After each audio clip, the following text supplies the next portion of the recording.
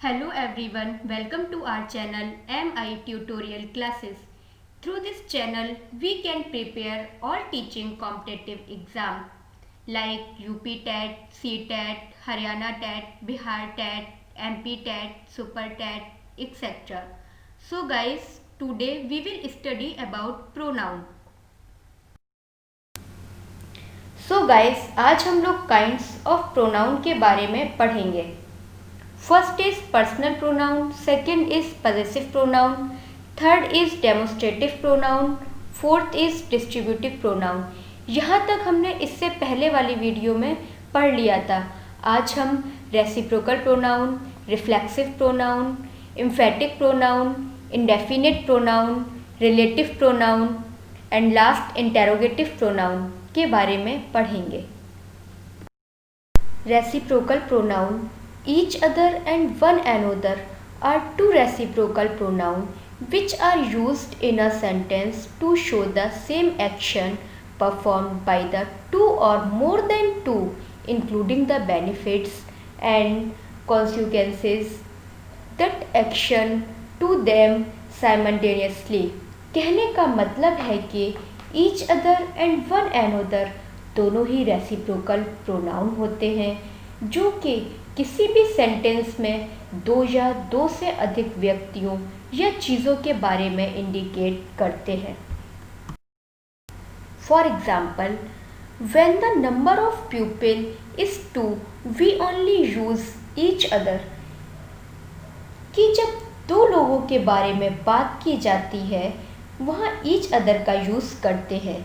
जैसे 2 boys are quarrelling with each other. ये correct sentence होगा क्योंकि यहाँ पर दो बॉयज़ आपस में लड़ रहे हैं. अगर हम वन अनदर का यूज़ करेंगे तो ये सेंटेंस रॉन्ग हो जाएगा. Now let's discuss where we can use one another. If the cardinal number is more than 2 and it refers to plural nouns, we should use one another, but we must see the nature of the action verb.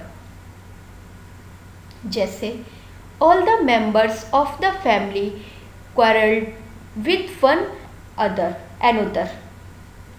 It means जहाँ पर family के सभी members झगड़ रहे हैं तो family के members दो से अधिक है, इसलिए वन अनदर का यूज करेंगे.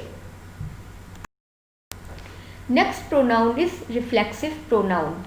Reflexive pronoun are pronoun that refer back to the subject of the sentence. Pronoun ending in self or selves are used as reflexive pronouns. Reflexive pronouns come after main verb. यानी कि वे pronounce जिनके last में self और सेल्फ्स जुड़े रहते हैं reflexive pronoun कहलाते हैं. इनका यूज़ मेन वर्ब के बाद करते हैं. Reflexive pronouns are formed by adding self or selves. In singular, we will add self like himself, herself, itself, yourself, myself, oneself. In plural, we will add selves like yourselves, ourselves, themselves. For example, he abused himself. I absented myself from the class. Next is emphatic pronoun. When the word reflexive pronoun are used to put emphasis on a particular noun, they are called emphatic pronoun. Emphatic pronoun are used just after subject means before the main verb. जब reflexive pronoun किसी particular pronoun को emphasise किया जाता है तो वह emphatic pronoun कहलाते हैं.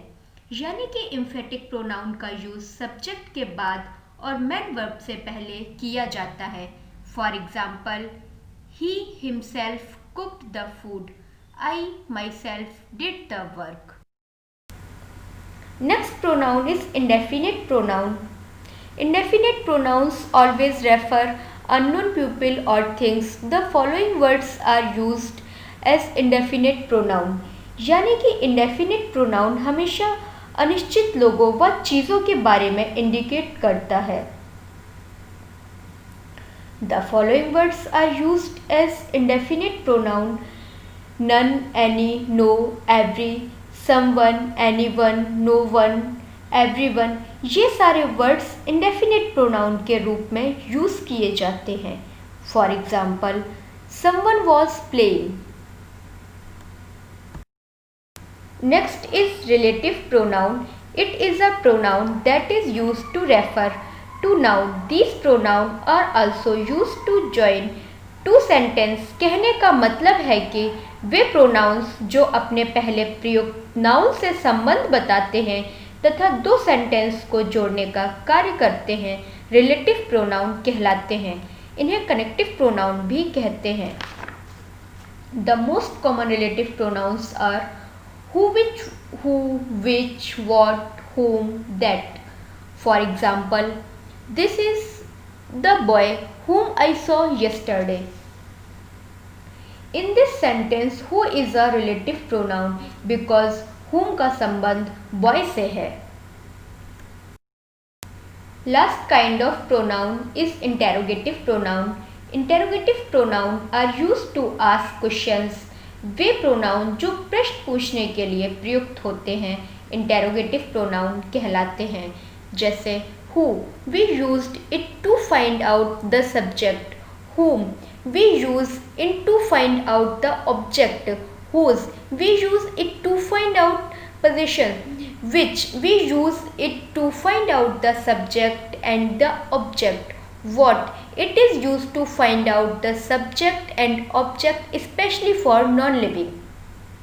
For examples, which is your books, what's your name, etc. So guys, it's enough for today. If you like this video, please like, subscribe and share.